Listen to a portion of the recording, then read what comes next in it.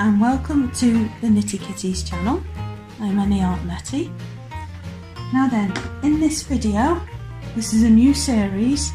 I'm doing some cooking. I use gluten-free, dairy-free, but that can easily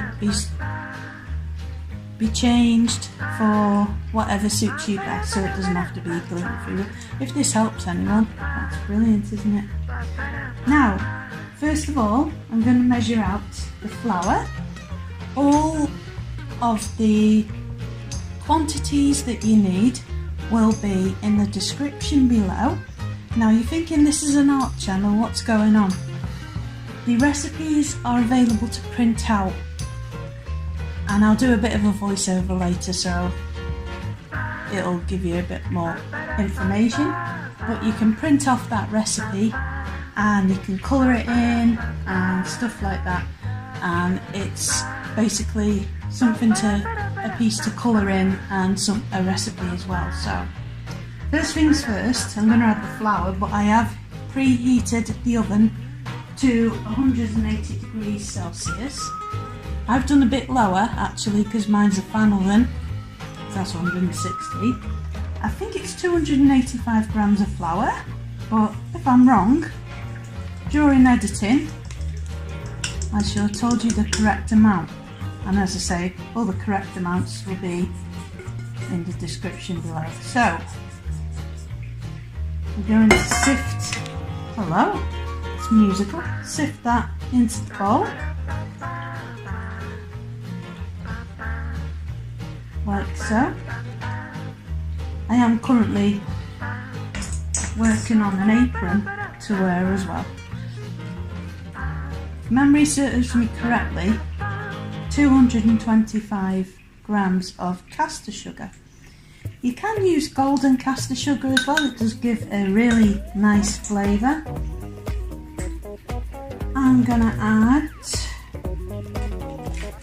110 grams of butter. Now, speaking of butter, if you're dairy free like me, you might actually prefer, well, you use the best butter that you can basically. There is vegan baking blocks, and then there's the blocks that you make the cakes with. That's the latter, this that I'm using. I wouldn't really recommend using the margarine that you'd use to spread your toast. It's not going to be as good. Basically, if you can use normal butter, that's brilliant. You use the best of what you got. So if you can use normal butter, that's fine. But if not, you use the best one that you can, not being a spread that you use on your toast. So this is what I'm going to be cooking in. It's a silicone. Someone going past going, who are you talking to? So what's left of that wrapper now, I'm going to use that to grease that. That's a quick, what do they call them these days? Life hacks? It's almost like during the war effort of not wasting things, that is. I should keep hold of that because I'm going to make my partner a banana bread as well. So there's a few more ingredients yet. I've got 2 duck eggs, as I'm allergic to normal chicken eggs. I found through trial and error of taking just a tiny bit of a boiled egg, I found I can tolerate these. Now that's not for everyone. There's a lot of good vegan options for people who can't have chicken or duck eggs. I'll recommend some in the description, or I can put screenshots of them at the end of the video if that's helpful. So I'm going to crack open them. Nice golden yolks. I got these in a store in the UK from Morrison's. I believe they're available in Iceland as well. Well, it's supposed to be 3 or 4 bananas, but we got 2.5 each. So do as I say, not as I do in this circumstance. So just going to add the bananas here. What you want, you don't want a fresh green You do not want a just ripened banana. You want them to have these brown dots on them. You know, when they're starting to look really grim and sorry for themselves. But they're not. They're very much edible, as long as you don't let them go black as anything. Eat them within date, but make sure they've got all these brown spots on them. That is going to improve the flavour of your banana bread.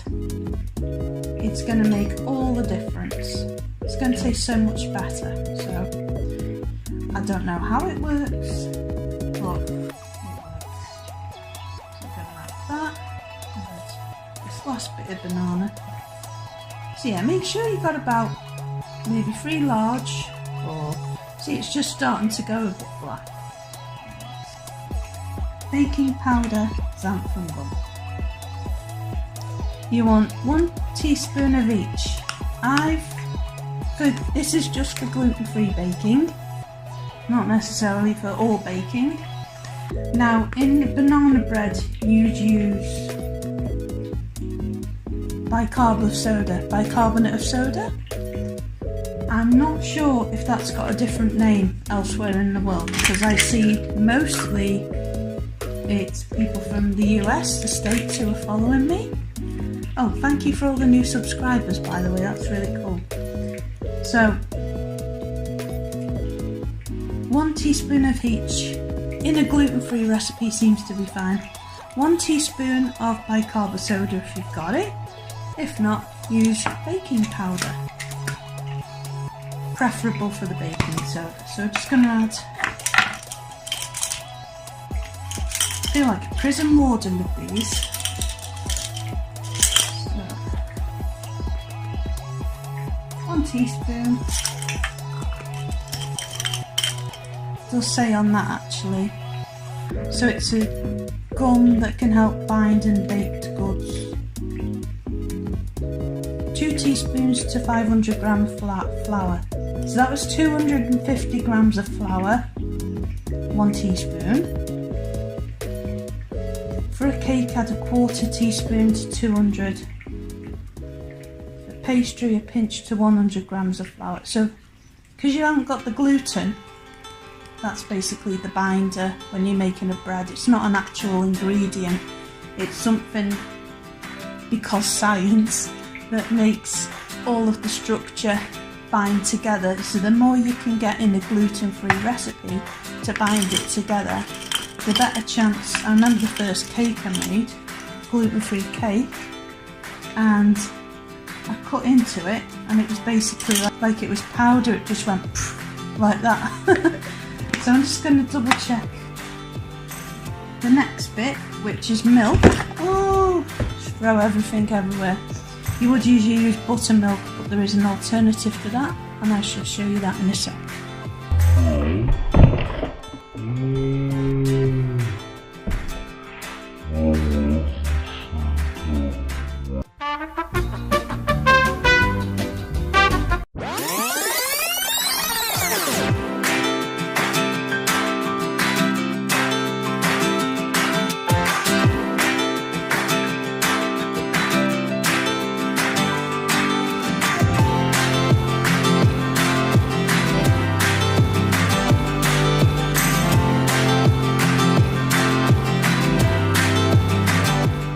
So, buttermilk, we haven't got any, and the recipe I'm showing you is dairy free.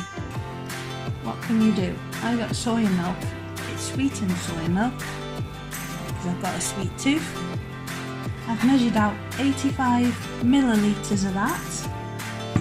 And what I'm going to do, because I haven't got any buttermilk, is to get some lemon, a lemon, not American, to get a lemon. Chop that in half. I like to put the other half in the sink. Reason being, it cuts through grease. It's brilliant for that. Life hack. So I'm gonna add some lemon juice because I can't be bothered to. Oh, I've thrown a pip in there. I'll tell you. Because I can't be bothered to squeeze the juice. I'm just gonna do it by hand, and then that meant the pip going in, didn't it? That is going to be an alternative to buttermilk.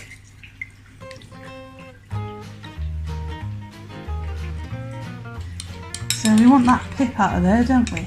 So if you're not using soy milk, you're just using normal milk.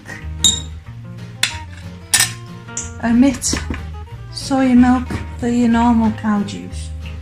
So we're going to add that. If you haven't got lemon, by the way, best thing to do, sieve that all through. Best thing to do is use vinegar. Oh, that'll be in the recipe anyway, so there we go. But if you've got buttermilk and you're not allergic to it, happy days. So let's move that out of the way. So what we're going to do first with gluten-free baking, because it's more of a science than anything, you have to get the ingredients spot on, because if you don't, it can all go wrong. I think as long as you've got a good binder, like xanthan gum, you'll should be alright.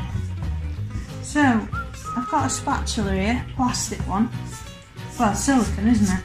So, and make sure you got your gluten-free bananas here, joke, and we're gonna fold the, you're gonna mix it, because you want all that air that's in there,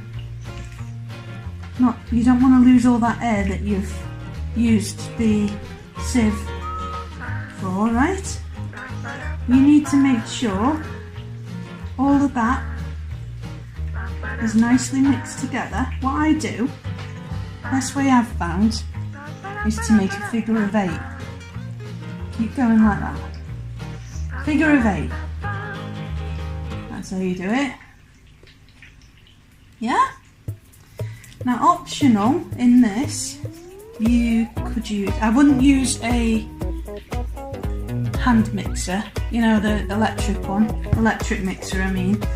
It might be a bit too rough and it might mix it too much, so don't use that, and you probably lose all of the air. You need to keep that air in basically, so this needs to be a gentle process. Okay, so you basically need to make sure that there's no flour pockets in that, okay? What I do as well, again, do as I say, not as I do. I thought, because it's a nice hot day, my butter's gonna melt enough as I'm doing it, but I need to make sure that that butter is squished right down, because otherwise there's going to be little pockets of butter in there. The same thing for the, what's it called, the flour. Make sure there's no pockets of flour in there as well.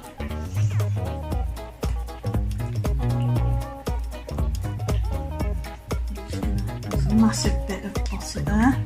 It's not actually butter, it's baking block, you know, like, I don't know if other countries have it. It's called stalk here. Do you have it where you are? Don't be sitting there staring. Let me know. Say yeah, or write in the comments. Yeah, we've got stalk here, Netty. Right, nice one. So yeah, don't be sitting there staring. Join in. Yeah. So yeah, stalk, and it's in like it's something like called best baking for biscuits and pastries, you know, something like that. You can use that.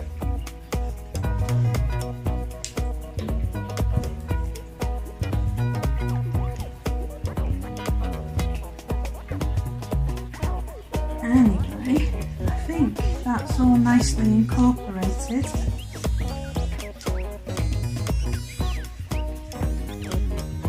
And what we can do now is get that. I know it looks absolutely grim, but it's really nice. I made one for my fiance. He's not boyfriend anymore, fiance, and he's asked me to make another one. So I've done it years ago, same recipe I'm using. I've not had one for years, so I thought, you know what, I'm going to have one as well, because why not? Why not? So I'm making my one first.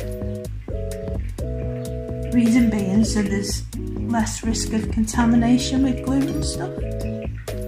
And then I'm going to lovingly prepare his. Just put these in the sink. So, there we are then. This is ready to go in the oven.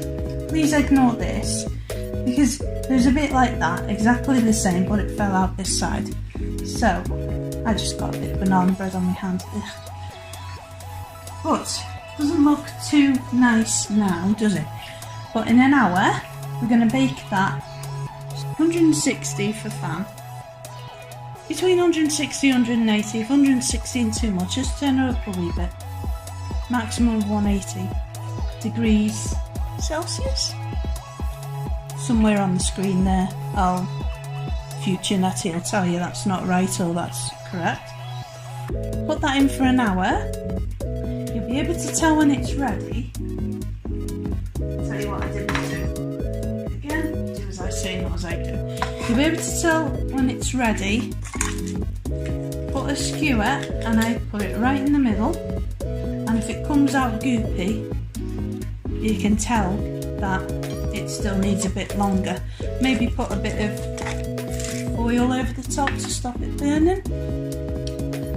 Another ingredient to add is vanilla essence. I didn't put it in mine, but I'm going to put it in my partner's. It just adds a certain creaminess or vanillin. That's actually a scientific thing. You will find milk powder, lactose in a lot of ingredients, which is sad for me, but not for somebody who's not allergic to milk. That's a vanillin, and it reminds you of when you were a child or something. There's quite a science to it anyway, and that's why you'll find it in unexpected things like gravy and things like that. But it does add something, I don't know what, but it's that kind of X factor. Anyway, let's report back in an hour. We'll taste it, we'll see what it's like, put a bit of butter on it. Actually mine's a dairy-free spread, but if you're able to eat dairy, nice one. Let's see you in an hour when it comes out the oven. Wow!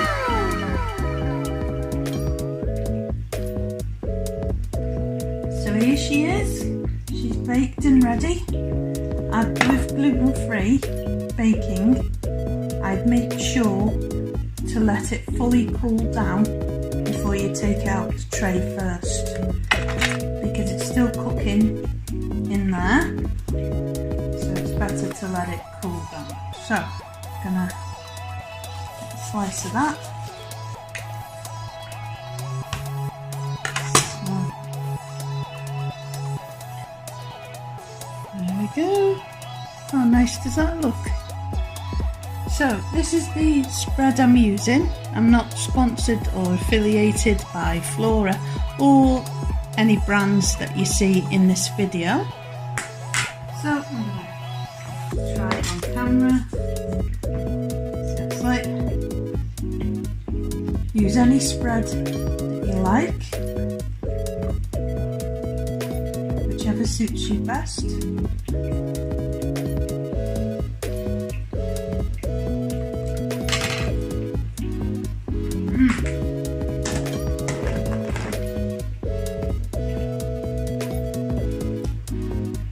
Yeah, it's really nice.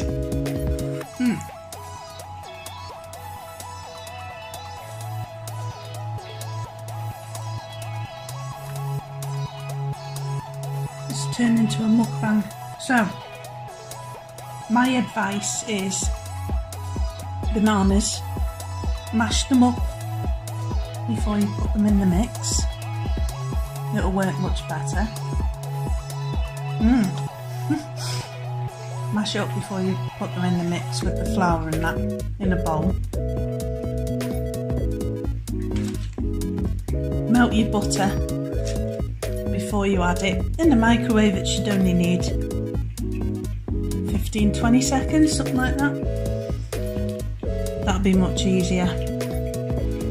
Add some vanilla extract for a nice vanilling. And maybe try golden caster sugar as well. So the recipe will be in the description below. There will be a colouring in sheet, which I'll explain in a minute. There is a recipe sheet which you can print off, and you can colour that in and follow the recipe. All the mistakes I made while I was baking and making it should be rectified, so again, do as I say, not as I do with that one. So next in this, you're going to see me with a brand of colour pencils I've not decided yet, and I'm going to draw a piece of banana bread or a banana loaf, and I shall leave the outline for you to be able to download. More information on that in the description, so you can colour in along with me, and there'll be voiceover Netty on there. So, I'm actually left-handed. Let's have a look at that one. This is delicious, look. Yum. So, voiceover Netty here, and this is the banana that we're going to be drawing. This is our reference photo. I hope you enjoyed that recipe and you might want to make banana bread. So we've got our light source coming from there. This is where the light is hitting the top of the banana, and you've got your shadow there, which is the darkest part. And pay attention to the stalk as well, which has got green in it. So I'll have some fun drawing that. I used Prismacolor Premier wax colour pencils. This is my finished banana. It's not brilliant, but I had fun, and I'd love to see yours too with the hashtag AnyArtNetty on Instagram. So have fun, enjoy it. I did have a video doing it, but I realised I wasn't recording it, which is a bit daft. This has all gone a bit wrong, maybe because it was Friday the 13th, I don't know. But I've drawn, oh here we are, sorry, get to that bit in a minute. This is the list of every single colour that I used in the Prismacolor. What I've done as well is done a Castle Art Supplies colour pencil alternative. I can do more if anyone wants, and I can do a video if anyone wants to see that as well. Also in the description there's a printout where you can print the outline. Also, here we go, there's a chart you can colour in with the Castle Art Supply and the Prismacolor swatches. There's the recipe to print out as well. I'm not an expert baker or anything, I'm just a little home baker and a crafter and artist. Here's a banana and a monkey I drew as a companion for it. So I hope that was enjoyable. I'll be back with more art and cooking together. I hope you enjoyed it. Bye for now, and thanks for watching.